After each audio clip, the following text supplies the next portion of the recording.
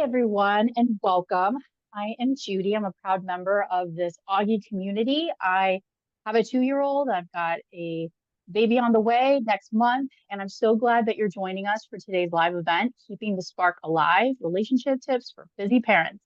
Before we get started, just a quick note about who we are. If this is your first Auggie event, Auggie is the single platform where new and expecting parents come to find community, share trusted recommendations, and shop vetted products and services, all grounded in real parent experiences. So whether you're seeking advice, support, or just someone who gets it, Auggie is here for you.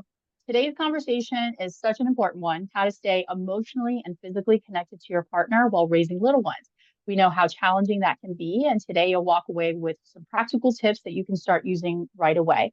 Just a couple housekeeping notes before we jump in. This session is being recorded. It will be shared with you afterward. And if you drop questions in the chat at any point, we are going to save them until the end and see how many we can get through. So now I'm excited to introduce our incredible guests, the Freemans. They are a husband and wife team of sought after marriage coaches, authors, founders of Empowered Couples University. They've helped thousands of couples build strong connected partnerships, even in the thick of parenting. So Freemans, welcome. We're so excited to learn from you. Anything that you would like to add before we jump into our questions? Just really glad to be here and to share as much wisdom as we can, relatable advice, answer any questions. So, We have hello. a 3-year-old and are from Arizona. Yep. And so, yeah, it's just such a special time. We're in it, went through a lot of things. And so we're excited to, yeah, really bring it all to a very natural perspective on it happens to all of us parents, but then there are ways that we can really help prioritize the marriage, keep the fulfillment and that spark going. Yeah, thank you so much for normalizing that.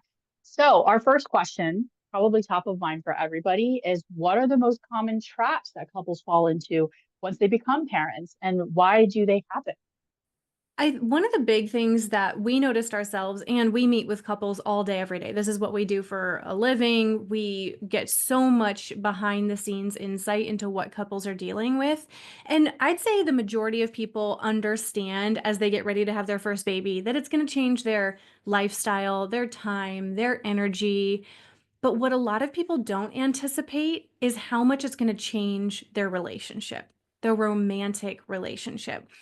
And so, one of the big themes that we find with couples is that it's so easy to get in the trap of functioning well together. And don't get us wrong, we love routine. We are creatures of routine. We've got a good rhythm, we've got a good dance with each other. We know our roles, our responsibilities. We really check in on how we're feeling about our ability to be partners.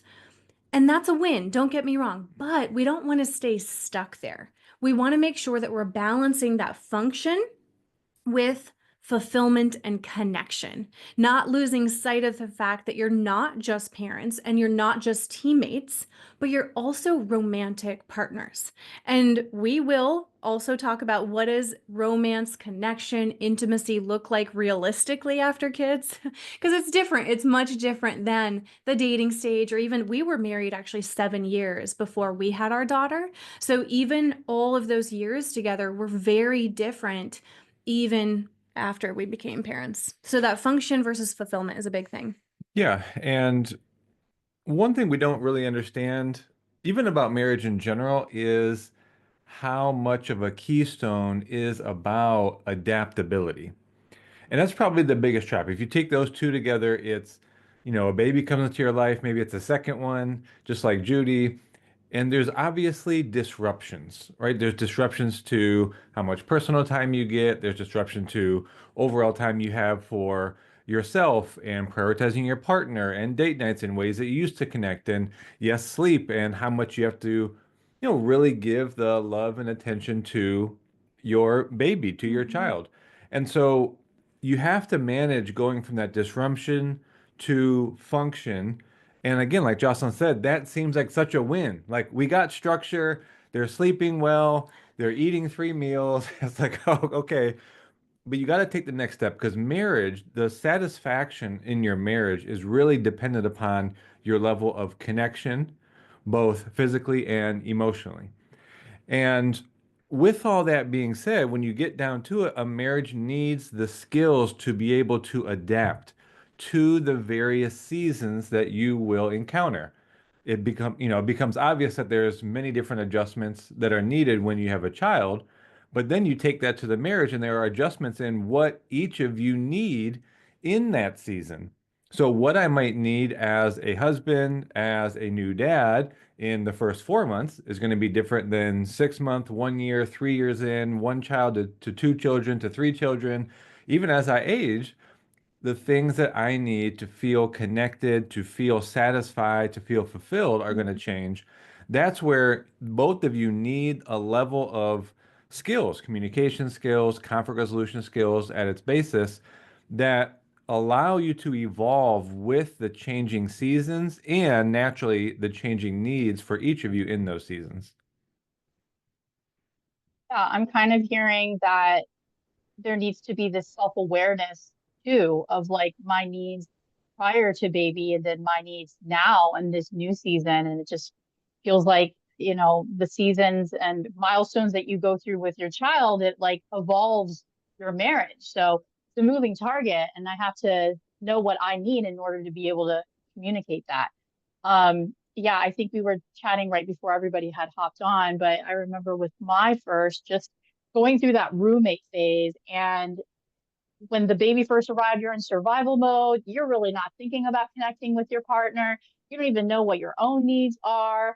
And so I think I was focused more on that function versus that fulfillment. So I like that distinction that you made.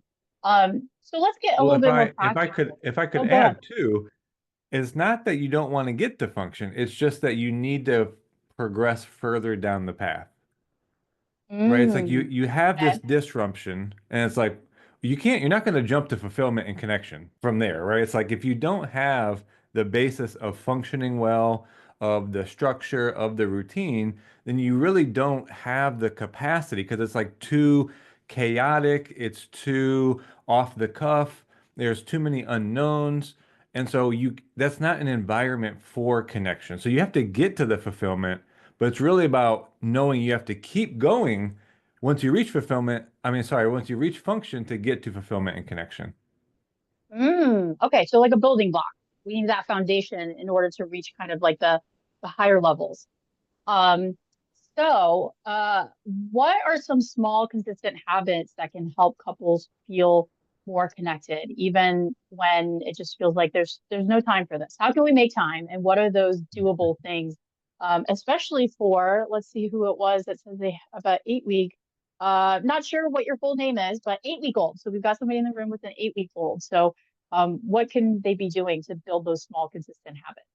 Well, the first thing is like a mindset principle I just want to share to add on to everything we've said is, again, I don't want to compare to what it was like before baby.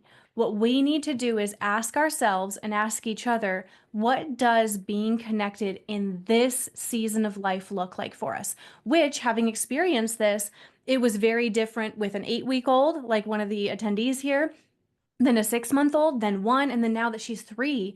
And so that's why one of the habits I'm going to share with you is about having what we call a weekly family meeting. And this is something that is important to do even with a newborn, even when you're in the chaos, that survival mode, which is very natural because we're adjusting. Like that is very natural to experience that.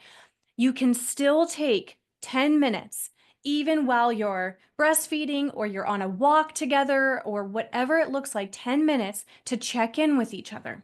And one question we would highly recommend being a part of this check-in is on a scale of 0 to 10, how high is your love account right now? So the love account, think of it like a bank account. And just like you would go to a bank and you're really looking at how many deposits have I made versus withdrawals, same thing in the way that you interact. So all of your interactions with your partner are either a deposit to their love account or a withdrawal. Now, the longer you've been together, the more stressed you are, tired, just kind of in a rut. Here's what can happen. You not only are making Mm. less deposits to each other's love account, but you unknowingly, unintentionally make more withdrawals. And those can be little things from the corrections that we make to them, the tone that we use, just those little remarks that you just don't think are that big of a deal, but they add up. And here's what happens. So maybe you don't notice it day one, but day two, it kind of continues. There's been no deposits. Now I'm feeling like disconnected. That next remark you make, it takes me from a 2 in my love account to now I'm a 0. This is why it can start to feel like your interactions are very tense, you're off, you're disconnected, and couples start to feel lost in these moments. Like, wait, I know we love each other, really, but why does it not feel like that in our interactions? 99% of the time, when we ask a couple and we ask both partners, hey, where's your love account at? They both say it's low. Because when that love account is low, you have less tolerance for each other, there's less grace. You have just a lower threshold for just those little things. So the opposite can be true. This is what I want you guys to take away and be focusing on in your lives. I want to focus on more deposits. And look, it's not going to be just the big things. Even to this day, our daughter is 3.5. We don't get a weekly date night. Could we make it happen? Yeah, but it'd be difficult. And we don't even think that's the secret formula. Everyone talks about date night. And yes, when we get them, we love them. They are nice. But your marriage is made up of your daily interactions. So these deposits can be, instead of just walking by each other in the kitchen, yeah, you can hold baby in one arm, but just touch their butt with the others, right? Or you're doing dishes.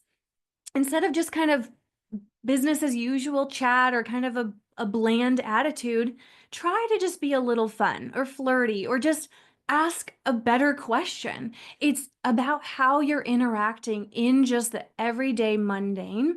Those can be a lot of little deposits. Then, yes, of course, look for the bigger opportunities, like when you can really get some quality time together, have a long, uninterrupted conversation, go on a date. Those are like bigger deposits, but you don't need to just keep pushing connection down the line because you're not getting those big deposits every day. Focus on all of the little ones that you can make. Yeah, I love that. As you were talking, I was thinking about my withdrawals, which is my nagging. Can you just do X, Y, Z, right? And I feel like even my therapist will say, do, emotional check-ins with your partner. And so yeah, it seems very doable. The small thing that I can do today, it doesn't have to be a big deposit, but something to connect with my partner. Um, so kind of on that note of the nagging, many parents feel misunderstood or unsupported. And I'm curious, like, what is a communication shift that you think changes everything when that is building up and there's more of those withdrawals that are happening? Mm-hmm. Yeah, I know Jocelyn mentioned focusing more on the little deposits, which is so true because you want to think of it as a net score, right? All of the small things really do add up to bigger deposits than the one date night. Now, the one thing I did want to add before answering your question exactly is when your love account is lower, right? If you really check in with yourself, your willingness, your energy to make deposits to your partner gets lower and lower the lower your love account is. So if my love account's at a 2, I really don't feel motivated to go out of my way to, provide extra affection or to make a smoothie or while I'm making a meal for my daughter that, I make one for my wife because I feel hurt. They just, in my perception, they just yelled at me. They've been criticizing me. We haven't been on the same team about our discipline or handling big emotions. And so I'm standing in the kitchen and I think to myself, I could do this for them, but they just, accosted me. It's like, I don't want to. They can get it themselves. Or snapped. Accost is pretty strong. Yeah. It's just snapped or said something. So it's just realizing that sometimes the bigger effect to your net score can be looking at those withdrawals. And if you just get rid of that, all of a sudden your net score is going up, not because you are making a ton more deposits, but because those little withdrawals are not happening. Now, to your point, now how can we communicate about that? Well, naturally, your communication is going to be driven by where that love account is, right? The lower it is, the more quick I might be. The higher it is, the more natural grace I have. But if you think about in those moments, you have really three options. Something affects me. I either hold on to it and suppress it, which in the longer term, that really only builds up, right? You start to form these perceptions, you might start to build frustrations, you might build into anxiety, into even resentment.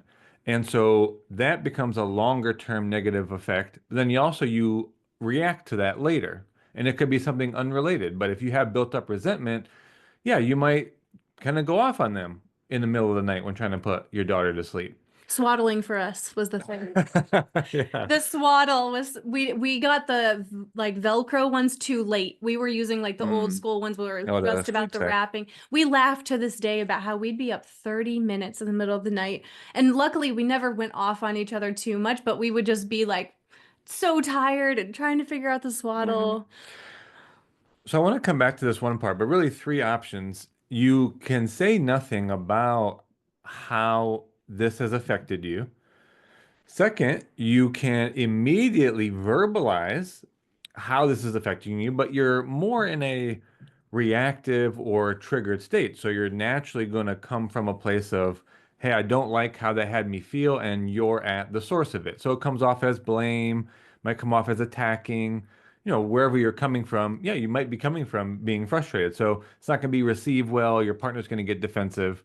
Okay, so if neither of those two are really the good option, then the third is you want to not immediately respond or react in this case, but give a little bit of time to just regulate your emotion. Now, how do you share then? Well, you want to share from, hey, here is the experience I'm having, and follow that up with what I need more of is this.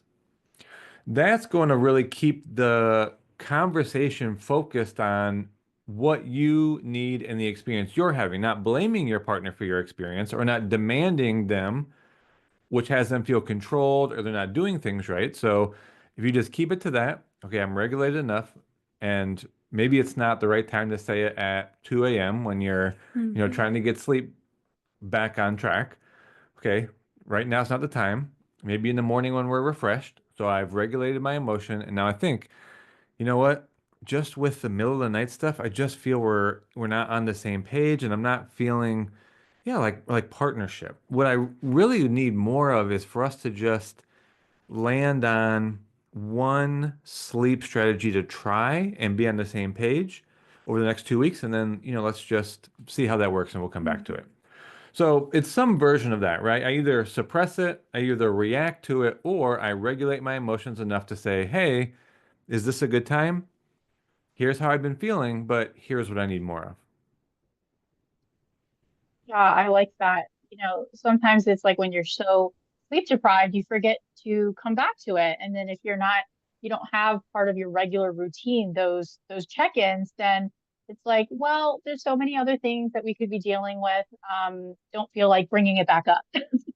Right. And I think it requires some vulnerability too, to if I recognize that I snapped, right, or that I was nagging and then that wasn't very productive, to bring it up and then try to have the conversation when you've got maybe multiple kids running around. That can be really difficult. But yeah, I'm going to pay more attention and be thinking about the 1, 2, 3 the next time that something happens. And could I give this a little bit more time to kind of settle before we can strategize? I love the eye contact that you did too with Jocelyn, to kind of model that for us. Okay, No, so actually, let's one be. one other thing you mentioned that's really smart. If you think about that, you always, and I had to come up with more reason why, but in those moments, like you're talking about, we'll always sacrifice the opportunities for connection for the function. So that's exactly right. What you said. It's, well, if I don't bring it up now, I probably won't ever.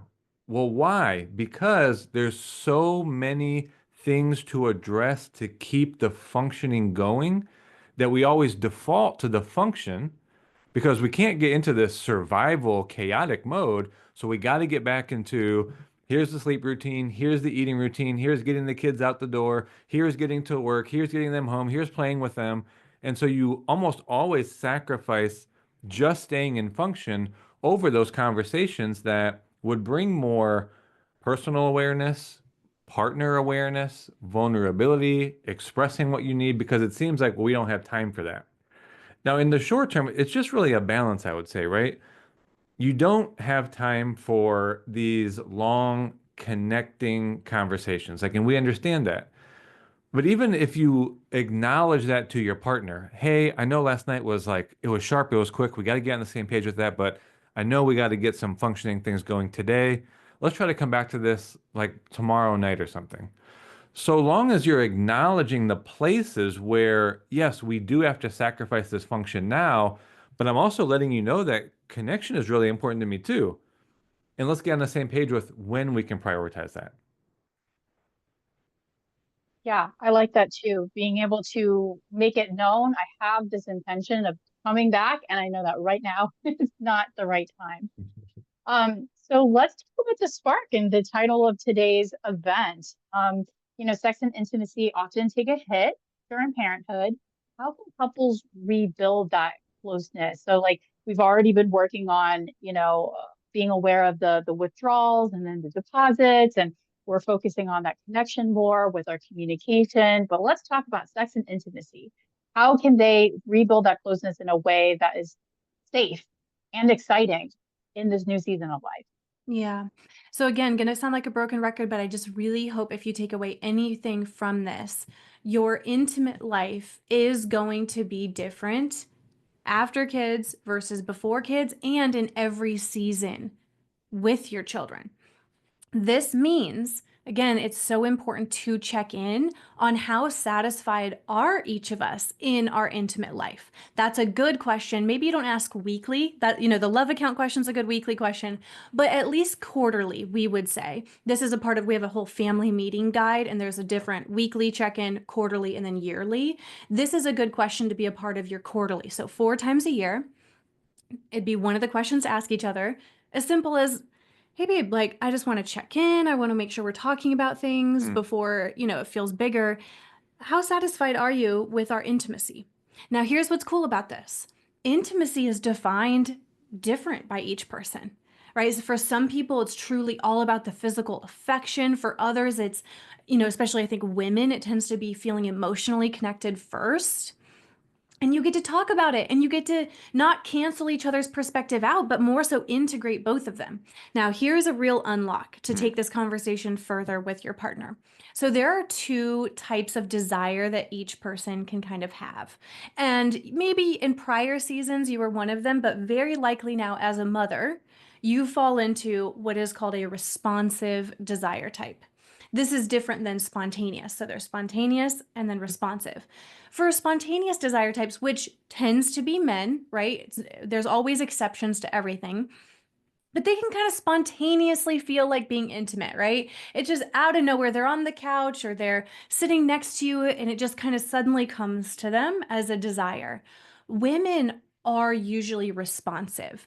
We don't just get that desire feeling out of nowhere. We're responding to the environment and to the state of your relationship. So if, and I'm going to include myself because I definitely fall into this, if I have felt like we've just been functioning and we've barely made eye contact and he hasn't really touched me just to be affectionate, and then all our interactions have been about getting to-dos, I'm not going to just suddenly be like ready to go, right? I see laughter. It for me is about the little things we do. So this is a phrase of ours that it goes viral every time we post it, is that intimacy doesn't start in the bedroom. So you can't just be laying in bed and you're like, oh yeah, this is the time to be intimate. Let me just will myself to be ready to go. It's, hey, let's create that spark. Let's create that spark outside the bedroom by our going back to the everyday interactions.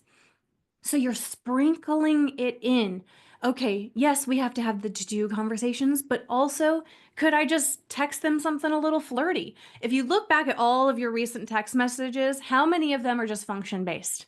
I see a smile, right? Hey, can you pick up this? By the way, we need to order this. Oh, hey, did you do this? And again, that's a part of marriage. We just want to make sure that we're balancing that function with the fulfillment, which includes intimacy.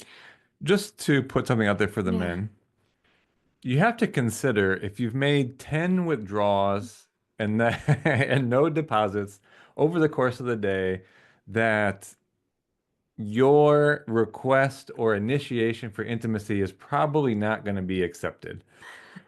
Like, and honestly, why should it?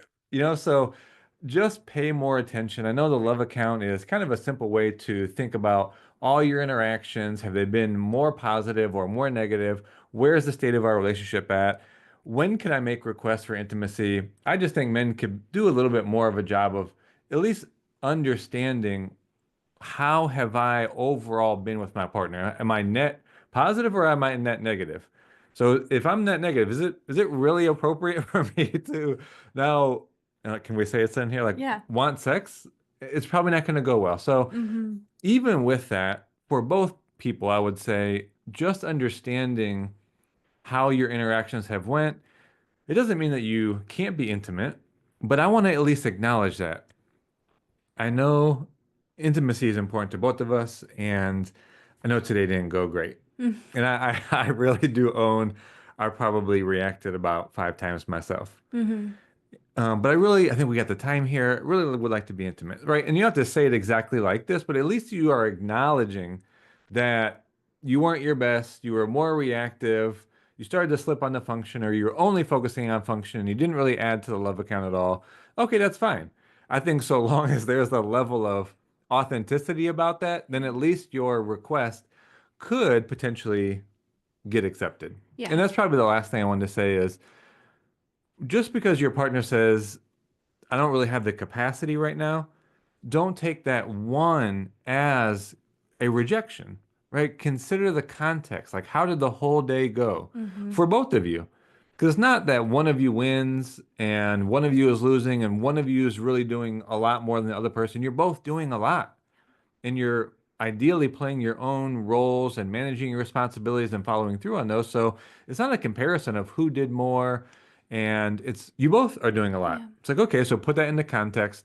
And even if your partner says, hey, now it's not the right time, don't make that into some personal rejection where now you withhold more deposits the next day. Oh, they rejected me, so I'm not going to initiate intimacy or affection, and I'm not going to make that extra meal for them, right? That only causes this further decline. I'll just add one more point because I love what you said about the rejection piece. If the person initiating, then has the other say no.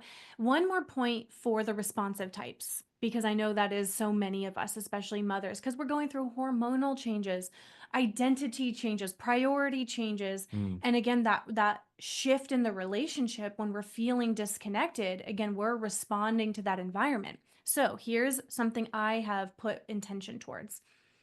Not putting off intimacy because I'm not just feeling it out of nowhere, but saying yes to let's go create connection. So, all right, that means, okay, yeah, I'm tired.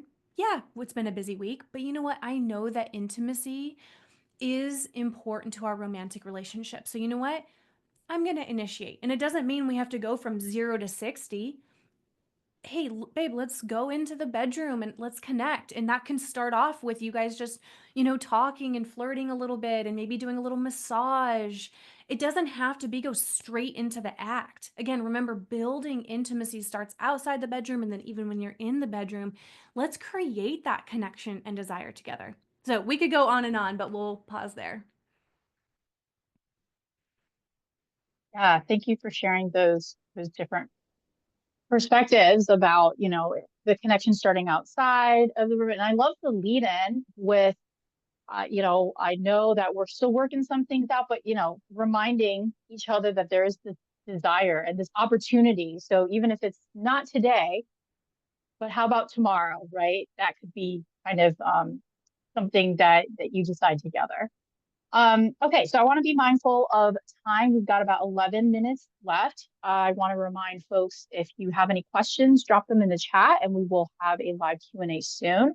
I just have like one or two more questions until then. So one is about parenting disagreements. So what's the healthiest way to handle disagreements that we may have about parenting without hurting the relationship? Yeah, this comes up a lot in our sessions with couples. And when you are parenting, and of course, it's going to look different in every stage. Like what parenting looks like with a newborn is very different than parenting with a 2-year-old versus parenting a teenager. And it's so crucial that the two of you are on the same page and on the same team. And so, what this means is that you can't just be flying by the seat of your pants. You want to have a lot of proactive conversations about, hey, we're in new territory right now. So I'll just use the toddler stage. This is when all the big feelings come online. This is when they're learning boundaries. How are we going to handle this together? Like, this is about coming up with your game plan rather than just, oh, yeah, let's just figure it out on the court. So, we have, with every stage that we've encountered, been like, hey, okay, let's talk about what's our strategy going to be for this and come up with a game plan for it. Again, not to be redundant, but it's okay, how do we want to handle big feelings? And hey, what are the things that we each do that trigger each other more in those moments? Because here's a key, and we haven't talked about this yet on this interview, is it's so important as parents that you can co-regulate with each other. So you've likely heard about co-regulation in the context of like you to your child, because that's a big thing in the parenting space, right? Is you're co-regulating with your newborn when you're nursing them and holding them, like that's co-regulation, and with your toddler when you're, getting down on your knees and, trying to connect with them, that is co-regulation with our kids. Couples lose sight of co-regulating with each other. So, what does that mean? That means, you know what? I want to recognize when my partner is dysregulated. Maybe they are getting frustrated with the kiddo because they didn't get a lot of sleep and their kiddo has been testing them quite a bit. So, you know what? Instead of making a little comment that's either correcting them, big trigger, right? Either correcting them, coaching them in the moment, even diminishing them, instead of that, what is a supportive response right now? Hey, babe, like, I know it's so frustrating. And you're not saying this in front of the kiddo. That's really important too, right? Kind of a way. I know it's so frustrating. I can take over right now. Why don't I jump in? People can feel when there's not judgment. Your partner can feel when it's not from a place of judgment, it's instead from empathy, from understanding. So again, the point is about co-regulating with each other is really important when you're parenting, having that game plan. And then it's very important that you show up as a united front with your kiddo. And this is one thing I'm really thankful we agreed on and implement is we do not jump in and undermine each other or almost contradict what one parent is saying to the other. We back each other up. Hey, no, dad said blank, or nope, mom said this. It can really cause a lot of conflict for couples when you are contradicting each other, coaching each other in the moment. Those are times you need to really just make each other feel supported and seen and not judged. Like, parenting is difficult. You've got to make sure that you guys are really staying on the same team during those moments. And it's really like an adaptive learning process. So a disagreement by itself is just a place where you don't see it the same. Okay, so you're always going to have one of those that you didn't see coming, like whatever the area is. So, okay, you have that disagreement. That's just a place that signals to you that, as Jocelyn said, well, we need to come up with a plan. Okay, and if we come up with a plan, we designate or come up with agreements for the roles we're going to play, how we're going to handle it. Okay, so the next time it happens, you implement it. And I think a part of what Jocelyn was getting to as well, let each other see that plan through. Even if you're not agreeing with it in the moment, let them handle that with your child. And then later you debrief. Hey, let's talk about how that went.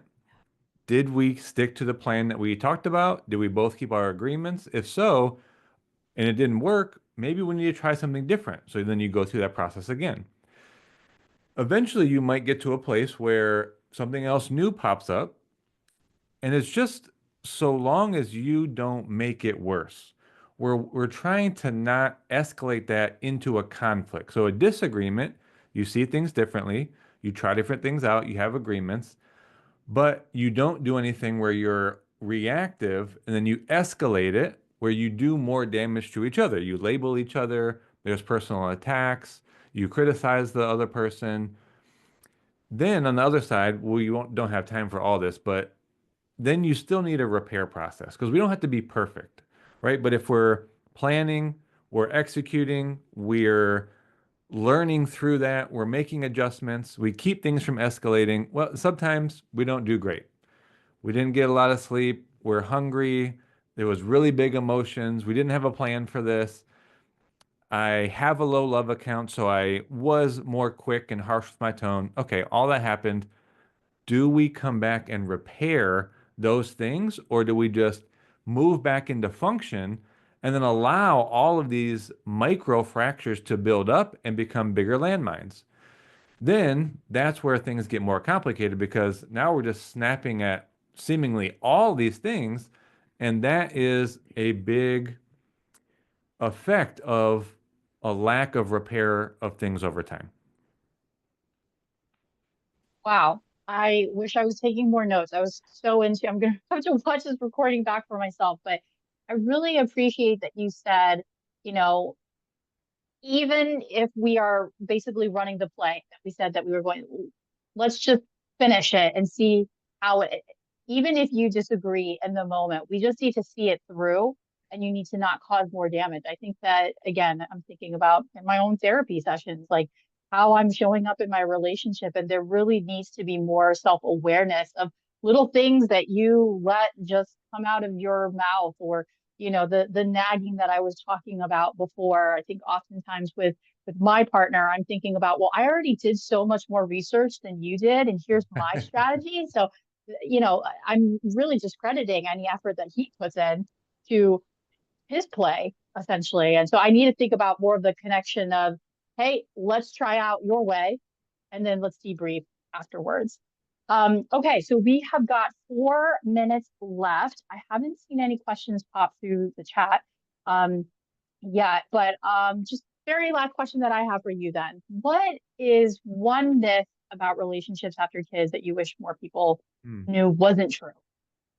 A myth that we knew wasn't true. I think that your marriage has to take a backseat completely. And this is a real danger. Like, not, I'm not trying to create fear, but more so awareness, because we meet with couples across the spectrum, from even before they have kids to newborn to teens to even having adult children. And here's the thing you don't want to do. You don't want to put your marriage on the back burner for years and years, and now you've got an 8-year-old, 12-year-old, 16-year-old, and you have lost a complete sense of us. Now, it doesn't mean you can't come back from that. Do not misread that. But it's just a myth to think that your relationship has to take back burner. And some people do truly think, oh babe, like this whole time is about the kids right now. We'll reconnect when they're 18 and outside the house. No, here's the thing. Your marriage is the foundation of your family. And I know that can sound like a nice quotable. No, it is very, very real. Your kids can sense when you're disconnected, when you're connected. They can sense if you're not talking after an argument or if there's healthy repair. They don't have the words for it, but their nervous systems can feel it. And I know it myself because as a child, I witnessed my parents, even leading up to their divorce, how they were treating each other, and then definitely during the parting ways. And I could sense it. I didn't have the words for it. I couldn't go up to them and be like, hey, mommy, hey, daddy, here's how I'm feeling. But I felt anxious. I felt something was like, it was like my red alert was going off. And so this is really our message that is so important right now, is that we have to remember we are modeling, or supposed to be modeling, a healthy and loving marriage. And this is something we take very seriously, and we would imagine you do too, because you're here. And we have to make sure that, again, we're not just modeling functioning to them. Hmm.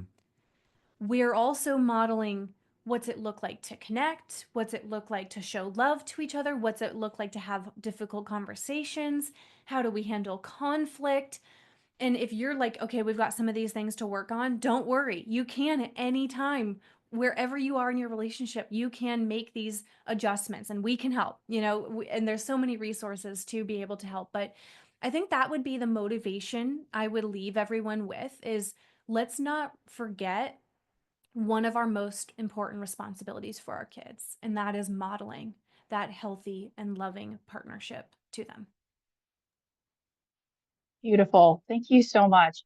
Well, everyone, I want to just say thank you for being part of this very important conversation. Huge thank you to the Freemans. Again, let me drop their Instagram in the chat for their wisdom, energy, language, vocabulary. I just feel like I have a PhD now.